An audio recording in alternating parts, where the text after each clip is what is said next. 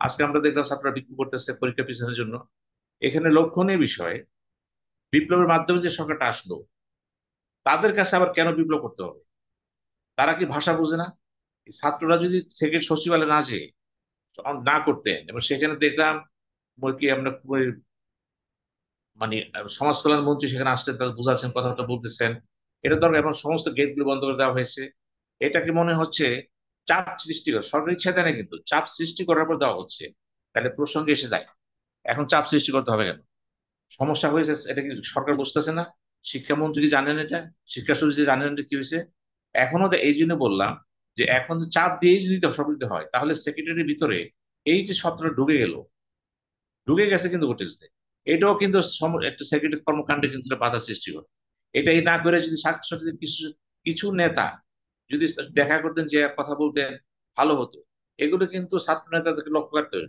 প্রশাসনের যে ব্যাপারটা, অ্যাডমিনিস্ট্রেশন, এখানে বাই দিস টাইম 281 জন বা 87 জন ইতিমধ্যেই কিন্তু নতুন ভাবে নিয়োগ করা হয়েছে, প্রমোশন দেওয়া হয়েছে তাদেরকে, কেউ প্রমোশন দিয়েছেন, এবং কাউকে তারা যেহেতু আগে অবহেলিত ছিল, মূল্যায়ন করা হয়েছে, এবং পুলিশকে একই ক্ষেত্রে করা হয়েছে। এবং এটা করতে যেটা হয়েছে, যে এখানে অভিজ্ঞতার একটা ঘাটতি থাকবে, সেটা গ্যাপ হয়ে গেছে যাতে, এই গ্যাপ গুলো পূরণ করার ব্যাপার আছে। আবার এটাও দেখার ব্যাপার আছে যে যে জোয়ারটা বসতেছে, সেই জোয়ারে বঞ্চিত যারা আছেন, তারা যদি এখন বর্তমানে যারা আছে তাদের সরিয়ে দেওয়া হচ্ছে, কিন্তু এখানে কিন্তু একটা প্রশাসনিক একটা বিশৃঙ্খলা দেখা দিবে, এবং দিতে বাধ্য এটা। একটু না, যারা এখানে দেখেন অনেক কিছুর পরও কিছু যোগ্য লোক তা আছে। এবার ক্যাবিনেট সেক্রেটারি মাহবুব, তাকে রেখে দেওয়া হয়েছে কেন? কিছু কাজ সমাপ্ত করতে হবে, এর কিছু কিছু জায়গায় পদ রয়ে গেছে, কিন্তু সব সচিব তো আপনি চেঞ্জ করতে পারবেন না, যাদের দিয়েছেন কন্ট্রাক্ট সিস্টেম ছিল, চলে গেছে। এখন এটারও কিন্তু একটা সমন্বয় সাধনের ব্যাপার আছে এখানে, এবং দক্ষতার ব্যাপার আছে এখানে। এখানে ধরেন ক্যাবিনেট সেক্রেটারি ছিলেন আগে আলী ইমাম সাহেব, তিনি এখানে আসছেন। আবার দেখলাম যে মুহিত সাহেব, যিনি ছিলেন ওই আপনার 111-এর সময়, যিনি প্রশাসনটা দেখতেন, তাকেও অ্যাডভাইজার করা হয়েছে। তা এখন যারা আসতেছে, দেখালে বোঝা যাচ্ছে যে এখানে একটা অংশের থেকে কিন্তু প্রাধান্য বেশি পেয়ে যাচ্ছে। এবং সেক্ষেত্রে এখানেও কিন্তু একটা, আপনার যেভাবে একটা কোণঠাসা কিন্তু চলবে এখানে, কারণ অতীতের যে জ্বালাটা আছে, জেদটা আছে, বঞ্চনার যেটা ক্ষোভ আছে, তারা ছেড়ে দিবে না কিন্তু। নতুন যে সচিবগুলো নিয়োগ করা হচ্ছে, তারা ধরুন 82 বেস, এখান থেকে 5 জনকে প্রমোশন দিয়ে সরাসরি সচিব, দেন সিনিয়র সেক্রেটারি করা হলো। হয়তো ভবিষ্যতে এখান থেকে ক্যাবিনেট সেক্রেটারি আসতে পারে। কিন্তু যেহেতু দীর্ঘদিন তারা বঞ্চিত ছিলেন, তাদেরও কিন্তু একটা বঞ্চনার একটা ক্ষোভ আছে, বঞ্চনা আছে। এটা যাতে ব্যক্তি না ঘটে, সেটাও লক্ষ্য রাখতে হবে। তাদেরও কিন্তু চয়েসের লোক থাকতে হবে, লক্ষ্য রাখতে হবে এখানে। এবং এগুলি একটা ব্যাপার আছে, যেমন ধরেন প্রধান উপদেষ্টা তার যে প্রেস সেক্রেটারি বা প্রেস সচিব আছেন, এখানে বলা হচ্ছে তিনি তার আত্মীয় ঘিরেছেন। আমি কিন্তু এর গুরুত্ব দিচ্ছি না। আত্মীয় যদি যোগ্য লোক হয়, তার তো অসুবিধা কি থাকে? আপনি দেখবেন তার যোগ্যতা, তার সুনাম, রেপুটেশন কাজ বুঝে কিনা। সেই ক্ষেত্রে যে আত্মীয় হোক অনাত্মীয় হোক, এটা আমার কাছে ম্যাটেরিয়াল, এগুলো না সমালোচনা চলবে না কিন্তু। এবং সবচেয়ে বড় চ্যালেঞ্জ এটা ছিল, যেমন ধরেন শিক্ষা খাতে কি করবেন, ইউনিভার্সিটি কলেজ করে দিয়েছে। আজকে আমরা দেখলাম ছাত্ররা বিক্ষোভ করতেছে পরীক্ষা পিছনের জন্য। এখানে লক্ষণীয় বিষয়, বিপ্লবের মাধ্যমে যে সরকারটা আসলো, তাদের কাছে আবার কেন বিপ্লব করতে হবে? তারা কি ভাষা বোঝে না? এই ছাত্ররা যদি সেকেন্ড সচিবালয়ে না যেয়ে না করতেন, এবং সেখানে দেখলাম কি আমরা সমাজ কল্যাণ মন্ত্রী সেখানে আসতে তাদের বুঝাচ্ছেন, কথাবার্তা বলতেছেন, এটা দরকার। এবং সমস্ত গেট গুলো বন্ধ করে দেওয়া হয়েছে। এটাকে মনে হচ্ছে চাপ সৃষ্টি করে, সরকার ইচ্ছা দেয় না, কিন্তু চাপ সৃষ্টি করার পর দেওয়া হচ্ছে। তাহলে প্রসঙ্গে এসে যায়, এখন চাপ সৃষ্টি করতে হবে কেন? সমস্যা হয়েছে, এটা কি সরকার বুঝতেছে না? শিক্ষামন্ত্রী কি জানেন এটা? শিক্ষা সচিব জানেন এটা কি হয়েছে? এখনো তো এই জন্য বললাম যে এখন যে চাপ দিয়েই যদি সব দিতে হয়, তাহলে সেক্রেটারির ভিতরে এই যে সত্রটা ঢুকে গেল, ঢুকে গেছে কিন্তু হোটেলসে, এটাও কিন্তু একটা সেক্রেটারি কর্মকাণ্ডে কিন্তু একটা বাধা সৃষ্টি করে। এটাই না করে যদি সাথে সাথে কিছু কিছু নেতা যদি দেখা করতেন, যে কথা বলতেন, ভালো হতো। এগুলো কিন্তু ছাত্র নেতাদেরকে লক্ষ্য করতে হবে। বৈষম্য বিরোধী ছাত্র নেতা যারা আছেন, তাদেরকে লক্ষ্য করতে হবে।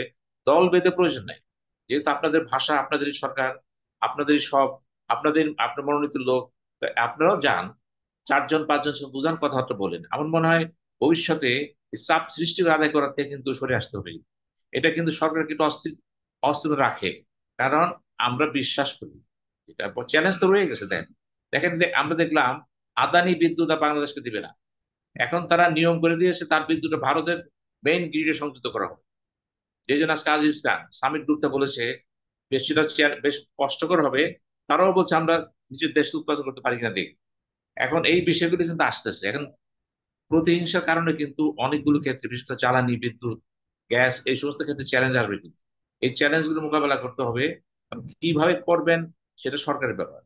আমরা আশা করতেছি প্রফেসর ডক্টর ইউনূসের একটা ইমেজ আছে, কিন্তু ইমেজ থাকলে তো হবে না, ইমেজের পাশাপাশি এর বাস্তবায়নের জন্য যে কাঠামো প্রয়োজন, দেওয়ার প্রয়োজন, সেটাও দেখতে হবে কিন্তু। তো সব মিলে এখন এখন পর্যন্ত আমি যেটা মনে করতেছি, সরকারের গতিটা ভালো। বিএনপি তো সরাসরি বলে দিয়েছে সংস্কারের প্রশ্ন আমরা সময় দেব, অন্যান্য দল বলছে সময় দেব। এইগুলো যদি মিলেমিশে দেখেন তাহলে আমাকে সময় দিতে হবে। এবং সবকিছু দেখেন, এটা বুঝতে হবে মাত্র সরকারের বয়স কত হচ্ছে, 5 তারিখ এসেছে, 18 20 তারিখ, মাত্র 13 দিন। 13 দিনে একটা সরকারের কিছু বোঝা যাবে না, তার অনেকগুলো কাজ রয়ে গেছে, বিশেষ করে প্রশাসনিক ক্ষেত্রে। পুলিশ ডিপার্টমেন্টে দেখেন, পুলিশের মধ্যে এখনো থানার লোক আসছে, নতুন ওসি দিতে হবে, এসপি গুলো দেওয়া হচ্ছে, ডিসি গুলি চেঞ্জ করতে হবে, বিভিন্ন ভিসি গুলি পরিবর্তন করা হয়েছে, নতুন ডাকে অলরেডি দিবেন। চেঞ্জ করা হয়ে গেছে, অলরেডি গত কালকে থেকে আজকে পর্যন্ত আমরা যে আপডেটস গুলি, যে ডেভেলপমেন্ট গুলি দেখতে পাচ্ছি প্রশাসনিক পর্যায়ে, জেলা উপজেলা চেয়ারম্যান থেকে শুরু করে সব ভাইস চেয়ারম্যান সবাইকে অপসারণ করা হয়েছে, সিটি কর্পোরেশনের মেয়রদেরকে অপসারণ করা হয়েছে, ডিসি এসপি মোটামুটি তাদেরকেও পরিবর্তন করার ব্যাপারে চূড়ান্ত সিদ্ধান্ত নিয়েছে। এই স্বল্প সময়, যেটা বললেন 5 তারিখ থেকে 19 তারিখ, এই স্বল্প সময়ের মধ্যে যে ব্যবস্থাগুলো নিয়েছে, এটি আপনি কতটা মানে আমি মনে পজিটিভলি? মনে করি স্বল্প সময়ে যথেষ্ট করেছে। আপনি এটা প্রশংসা করতে হবে, শুধু সমালোচনা করলে চলবে না কিন্তু। এখন সরকারের তো অনেকগুলো হাতুড়ি কাজ করতেছে স্বল্প সময়ের মধ্যে, এই যে ডিসি পরিবর্তন করা, ডিভিশন পরিবর্তন করা, সচিবগুলি চেঞ্জ করা, পুলিশ ঠিক করা, শিক্ষাক্ষেত্রে ঠিক, ইউনিভার্সিটি ঠিক করা, এগুলো তারা করছে কিন্তু। এই করার মধ্য দিয়ে কিন্তু বিশেষ করে লোকাল গভর্নমেন্টের হাত দিয়েছে তারা। এগুলি করার ভিতর দিয়ে কিন্তু অনেক টাকা, তার সরকার বসে নাই কিন্তু, বসে নাই বলে আমাদেরকে ধরে নিতে হবে কাজ করতেছে। এবং আমরা অনেক কিছু প্রাপ্তি আমাদের চাই, কিন্তু ওই চাওয়াটার মধ্যে কিন্তু তড়িঘড়ি চলবে না। বিপ্লব করা হচ্ছে, এখন কিন্তু একটু ধৈর্যের ব্যাপার আছে। আমি মনে করি সরকারের গতি এখন যে ধৈর্যের পর্যায়ে। ব্যাপার আছে, পাশাপাশি আবার ষড়যন্ত্র থেমে নেই, এটি বিরোধী দলীয় নেতার মুখ থেকে আজকে বলেছে, এবং অনেকেই গুরুত্বপূর্ণ মানুষজন বলার চেষ্টা করছে ষড়যন্ত্র থেমে নেই। এই ষড়যন্ত্রটাকেও কিভাবে মোকাবেলা করবার জন্য সেই সক্ষমতা আছে, বা সেরকম জায়গায় কাজ করছে কিনা, নাকি কোথাও কোনো গ্যাপ দেখছেন আপনি বর্তমান সরকারের? দেখেন, আজকে একটা বড় সংবাদ হলো, আজকে ভারতে সাবেক প্রধানমন্ত্রী শেখ হাসিনা তার বোনকে শরণার্থী স্ট্যাটাসে অনুমোদন দেওয়া হয়েছে, সাময়িক থাকবেন, অর্থাৎ তিনি কোথাও যাচ্ছেন না, তিনি ভারতে অবস্থান করবেন। এখন তিনি ভারতে অবস্থান করবেন না, ভারতের পলিসিগুলি কি আসতেছে আমরা দেখেছি। প্রথম প্রথম রাউন্ডে দেখলাম বিদ্যুৎ থেকে আমাদের বিচ্ছিন্ন করা হলো, ওটার সাথে চুক্তি ছিল কিন্তু আমাদের, এখন করা হলো, ভবিষ্যতে তার অনেক কিছু করা হবে।